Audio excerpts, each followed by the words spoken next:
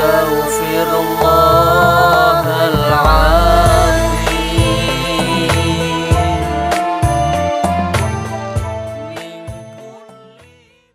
Assalamualaikum warahmatullahi wabarakatuh. Assalamualaikum warahmatullahi wabarakatuh. Alhamdulillahirabbil alamin. Shalatu wassalamu ala Rasulillah Sayyidina Muhammad wa ala alihi wa sahbihi ajma'in. Asyhadu an la ilaha illallah wahdahu la syarikalah wa asyhadu anna Muhammadan abduhu wa rasuluhu la nabiyya ba'dah. Allahumma shalli ala sayyidina Muhammad, Allahumma shalli ala sayyidina Muhammad, Allahumma shalli ala sayyidina Muhammad.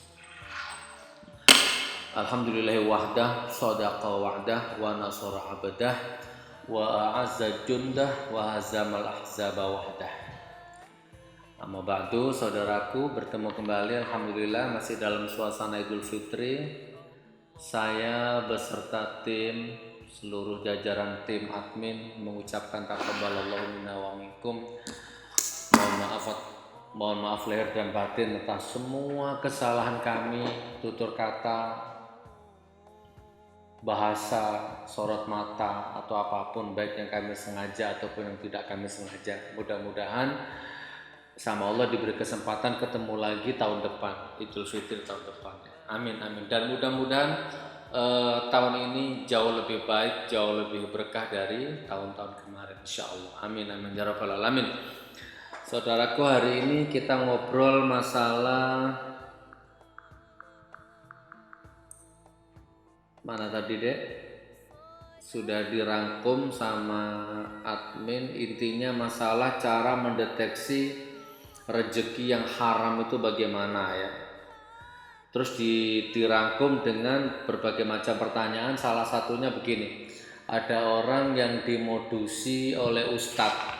Jadi seorang ustadz pengasuh pesantren kedatangan pasien minta tolong, singkat cerita diobati, kemudian dikasih jimat, dikasih sikep dalam bentuk keris, terus dalam bentuk sabuk. Ada sabuk dua, yang satu untuk ikat pinggang, yang satu untuk ikat lengan gitu ya. Kemudian dirasa-rasa setelah memakai sabuk itu kok nggak ada hasilnya. Terus karena harganya sangat mahal, di atas 5 juta ya, mahal.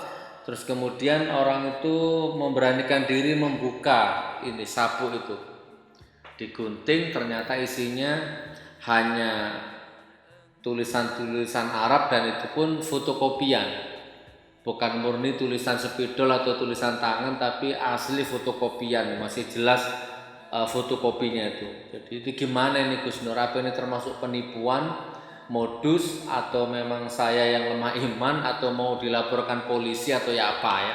Itu yang pertama.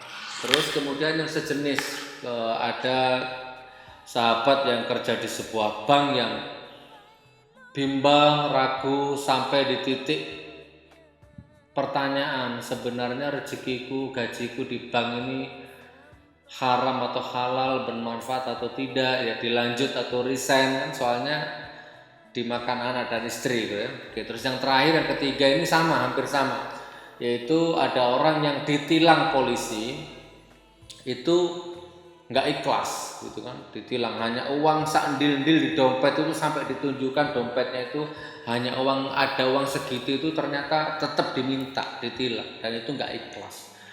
Itu dia tanya, kira-kira uangku yang dimakan polisi itu kira-kira halal enggak untuk polisi itu? Apa itu bisa mendatangkan kualat untuk polisinya itu? Wah, kurang lebih begitu saudaraku.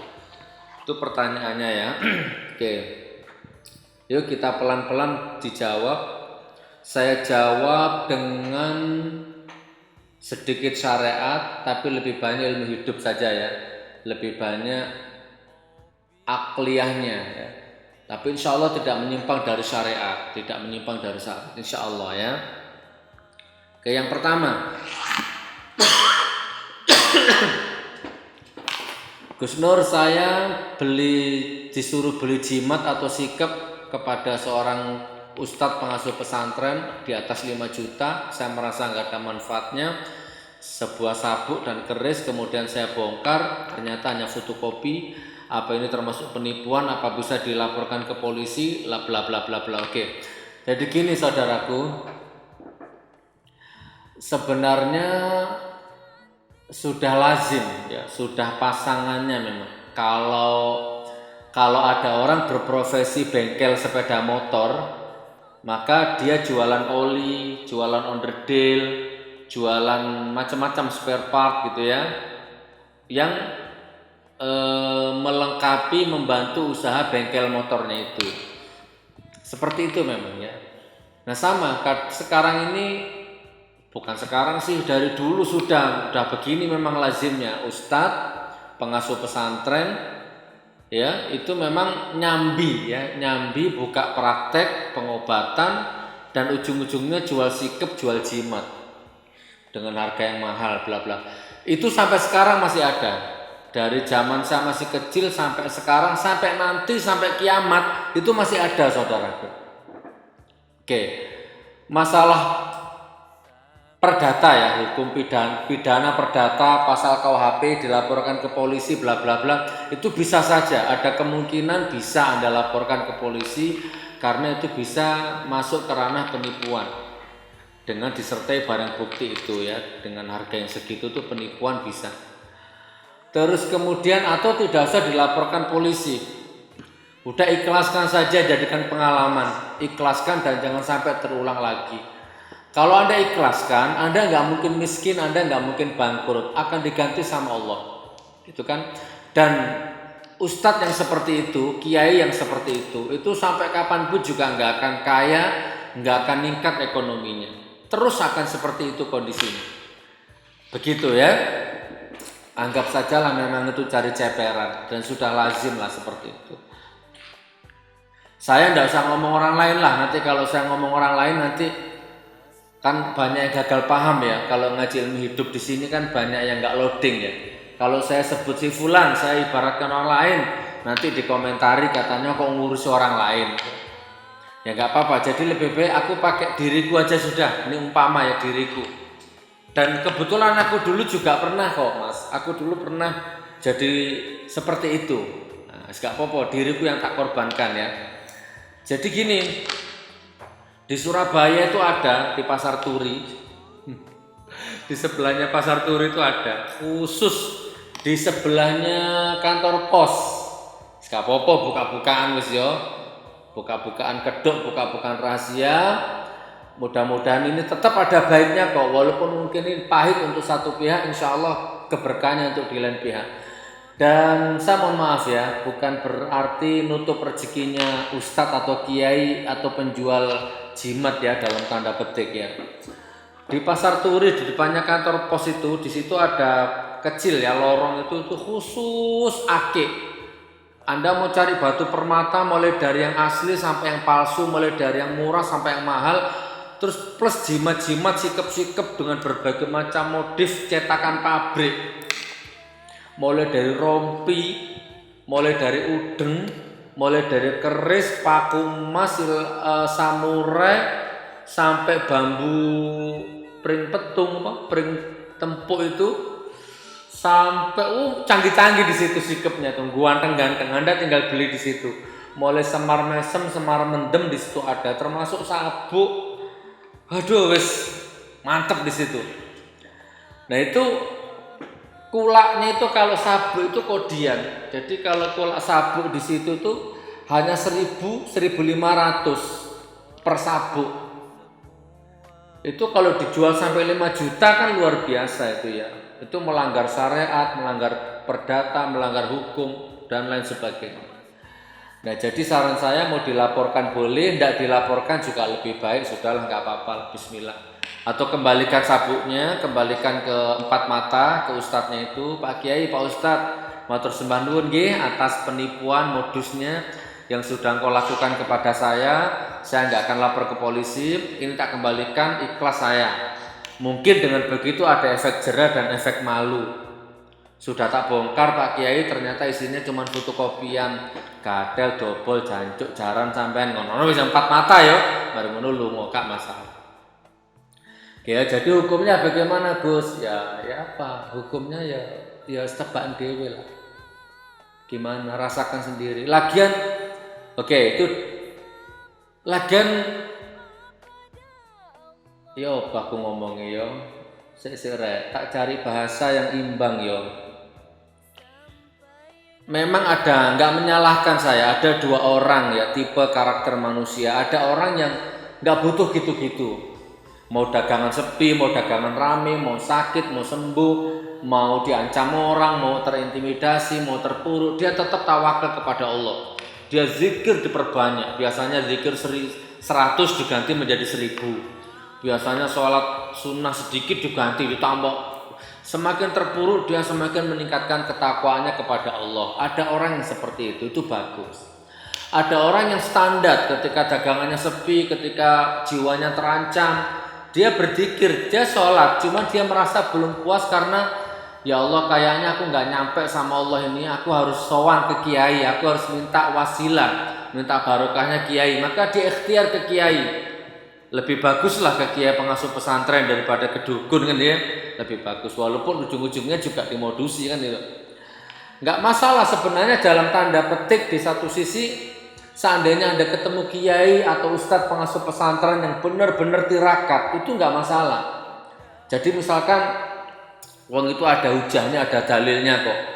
Jadi misalkan Anda dibikinkan sikap misalnya, dibikinkan jimat ya, tapi itu bukan fotokopian gitu loh maksudnya.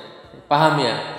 Kiainya itu betul-betul tirakat betul-betul puasa, spidol yang dipakai nulis azimatnya itu, nulis ayat-ayat Al-Quran, rajahnya, hizibnya itu betul-betul spidol khusus, tinta khusus, dicampur dengan minyak misik, minyak zafaron yang khusus, yang asli, yang orisinil. Terus kemudian kiai ini betul-betul tak palara, 3 hari 3 malam nulis tirakat, minta kepada Allah, ya Allah mudah-mudahan si fulan ini jiwanya terancam, ya Allah si fulan ini dagangannya bangkrut, ya Allah dia datang ke sini minta tolong, ya Allah mudah-mudahan dengan wasilah ini selamatkan jiwanya, lariskan dagangannya, saya nggak bisa apa-apa ya Allah, niat saya hanya semata-mata menolong. Misalkan ini ketemu kiai yang seperti itu ya, terus kemudian dijahit pakai tangan nggak bagus-bagus kayak pabrik, disablon gitu kan. Terus habis itu dikasihkan kepadamu ini, tapi kamu harus sholat, kamu harus tidak boleh takabur, ya ini dipakai. Terus berapa harganya? Sudah tidak usah, tapi kalau mau ngasih ya seikhlasnya, nanti pakai pesantren, pakai santri-santri, atau sedekahkan ke orang fakir sudah nggak apa-apa, saya lillahi ta'ala, saya minta barokahnya. Misalkan ketemu kiai seperti itu nggak masalah saudara, 1001 tapi. Ya tapi nanti kalau Anda mau nanti tak kasih referensi, nanti ada saya banyak, masih ada kiai-kiai seperti itu yang lillahi ta'ala, lillahi ta'ala ada.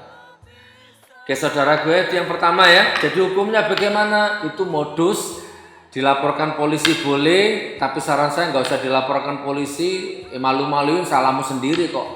Zaman segini masih mau dibodoh-bodoh, dipeluk-bodoh kayak ngono kan. Itu ya saudaraku ya. Oke, dan hati-hati sampai kapanpun kiai ustadz dalam tanda petik ya. Bahkan Habib itu ada loh yang jualan sikap, jualan jimat dalam tanda petik palsu, kulaan di pasar turi atau kulaan di Pekalongan tuh banyak itu. Jimat-jimat sablonan buatan pabrik gitu. Waspada ya, waspada. Tingkatkan imanmu ya. Yang kedua, teman kita kerja di bank, terus kemudian titik jenuh, ragu gajinya halal atau haram. Ini sudah kita bahas, coba lihat videoku yang lama ya, insya Allah sudah. Intinya begini, kalau secara syariat secara syariat bank itu nggak semuanya haram ya, tapi ada memang produk-produk bank yang kejar target. Subhanallah, ngeri tuh, mencekik. Oke, intinya begini. Ada teman-teman, banyak, bukan 1-2, banyak teman-teman kita, saudara-saudara kita yang merasakan kejenuhan dan merasakan ada semacam gejolak batin selama kerja di bank. Misalkan 5 tahun misalkan ya kerja di bank dan hidupnya standar saja, nggak ada peningkatan lah ya, cukup dimakan saja. Sampai suatu ketika memuncak kegelisahannya itu, terus kemudian dia resign dari bank. Subhanallah, begitu resign dari bank hanya 2 tahun, ekonominya langsung melejit, menjadi orang yang sukses. Nah, ini tolong dikembangkan ya, kok bisa? Begitu ya, kembangkan ya. Oke, terus ada lagi yang kedua. Saya punya saudara, tadi malam saya silaturahim ke rumahnya beliau. Beliau tuh pengusaha dengan omset miliaran.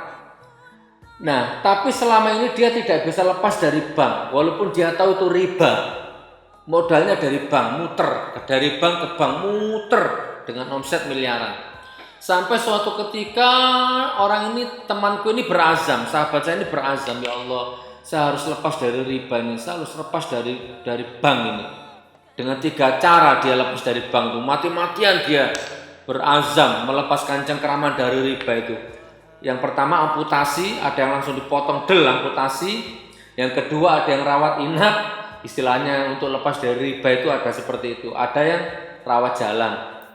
Ya, singkat cerita, setelah teman saya ini berusaha melepaskan diri dari bank, ya sudahlah dikurangi, walaupun omsetnya berkurang, walaupun perputarannya berkurang, tapi dia sudah mulai bisa lepas dari beberapa bank.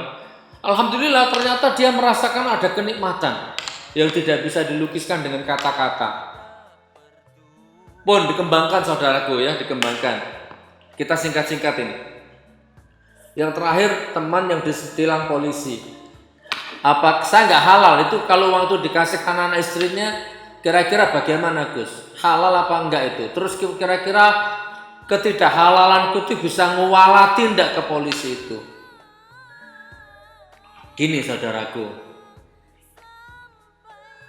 Iki berarti untuk saudaraku polisi ya, semua tanpa terkecuali. Saudara-saudaraku polisi ya, aku sayang dirimu, aku bangga dirimu ya, subhanallah. Polisi itu baik, polisi itu mulia. Profesi polisi itu baik, mulia. Tapi ya, ada orang saking kepinginnya jadi polisi, dia rela nyogok, dia rela suap, mulai dari 50 juta, 100 juta, sampai 200 juta. Itu daftar saja itu. Belum lagi kalau nanti mau ditugaskan di mana. Wah, macam-macam. Ini bukan rahasia umum. Ini bukan buka aib ya. Nah, kalau kejadiannya seperti ini saudaraku, mohon maaf ya kalau ada polisi ini, dulu dia nyogok 50 juta, 100 juta, 50 juta dan jadi, maka insya Allah, saya nggak berani saklek, maka gajimu itu haram. Engkau kasihkan anakmu, engkau kasihkan istrimu, itu hukumnya haram. Engkau mencuri bibitnya padi engkau curi, ya, engkau curi, engkau rampok atau apalah, ya, bibitnya padi, atau engkau pinjam uang ke rentenir bunga 300% untuk beli bibitnya padi, terus bibitnya itu engkau tanam, begitu panen, terus padi itu engkau makan, terus engkau jual atau apalah, sampai kapanpun itu menjadi rezeki yang haram. Nyogok, nyuap, ketika melamar begitu jadi gajimu gaji yang haram.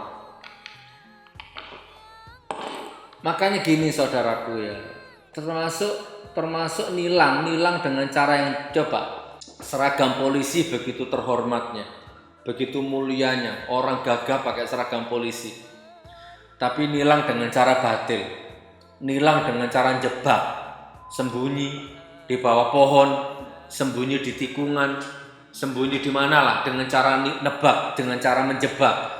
Bahkan kadang-kadang tidak salah dicari-cari kesalahannya. Kadang-kadang uangnya ditaruh di bawahnya STNK. Misalkan kita yang ditilang nih males lah mau ribut, ya sudah cari damainya saja. Uangnya ditaruh di bawahnya STNK misalkan. Perhatikan body language polisinya itu. STNK-nya diterima, tangannya ngambil uang yang di bawah STNK, serut, tret, langsung hilang, bleng. Perhatikan mimik wajahnya, ekspresi wajahnya.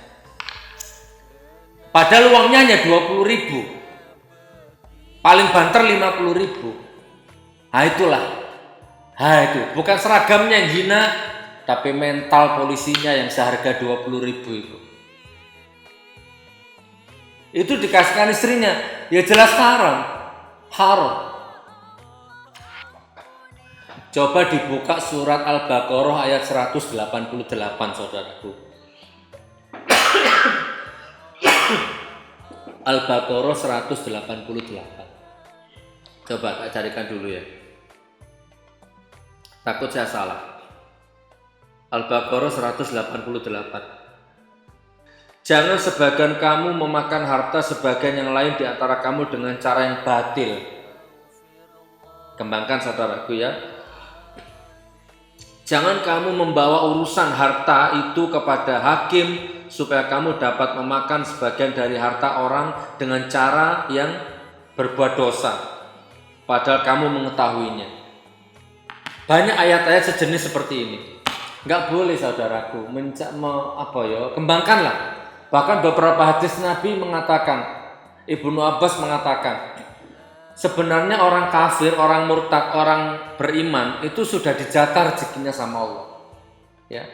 Ibnu Abbas mengatakan, orang beriman itu sebenarnya sudah dikasih rezeki sama Allah dengan cara yang cukup, lebih dari cukup. Seandainya dia mau bersabar sedikit saja, maka dia akan mendapatkan rezeki yang berlimpah ruah. Cukup. Cuman kebanyakan orang tidak sabar, mengambil jalan pintas. Seperti itu. Binatang di dalam batu pun hidup kok. Binatang yang tidak bisa memenuhi makannya itu dijamin sama Allah. Tidak sampai kelaparan. Oke, saya kembali ke ilmu hidup. Perhatikan saudaraku ya. Sekalian satu taskan ya masalah Pak Polisi ya. Mohon maaf ya Pak Polisi ya, mohon maaf. Bukan Pak Polisi saja lah, termasuk pegawai bank, Pak Polisi, termasuk Ustadz juga. Ustadz, kalau diundang ceramah, kesana berapa? Oh, kalau kesana 30 juta. Aduh Pak Ustadz kok mahal, apa nggak bisa kurang? Oh nggak bisa. Kalau mau segitu, ilmu itu mahal. Kalau nggak mau, kalau nggak mau cari Ustadz lain. Itu sama saja, dosa besar. Coba. Pak Polisi, kalau dulu engkau sampai sekarang kau jadi polisi ya, seandainya dulu engkau itu nyogok sampai engkau jadi polisi, monggo, pilihan ada di tangan jenengan. Bisa diamputasi, berhenti, resign, mengajukan pensiun dini, atau rawat inap atau rawat jalan.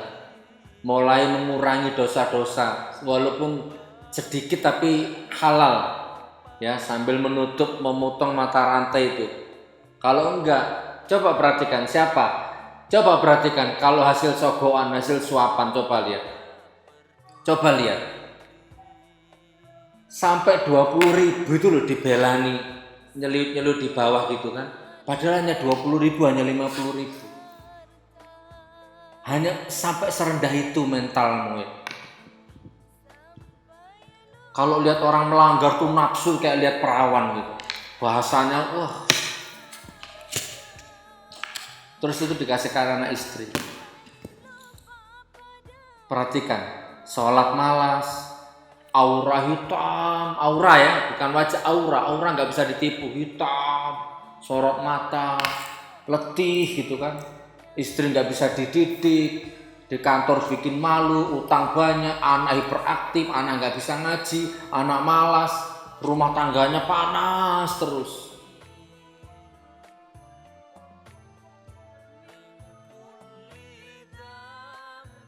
Ya Allah. Ya pun, insya Allah paham, sudah terlalu panjang. Nanti dikembangkan ya, di loading, disaring. Oh iya ya. Monggo. Resign, pensiun dini, amputasi, deng. Mumpung belum, walaupun sudah terlambat, tapi daripada diteruskan, rumah tangga jadi korban, masa anak istri dikasih makanan ya dengan bibit haram.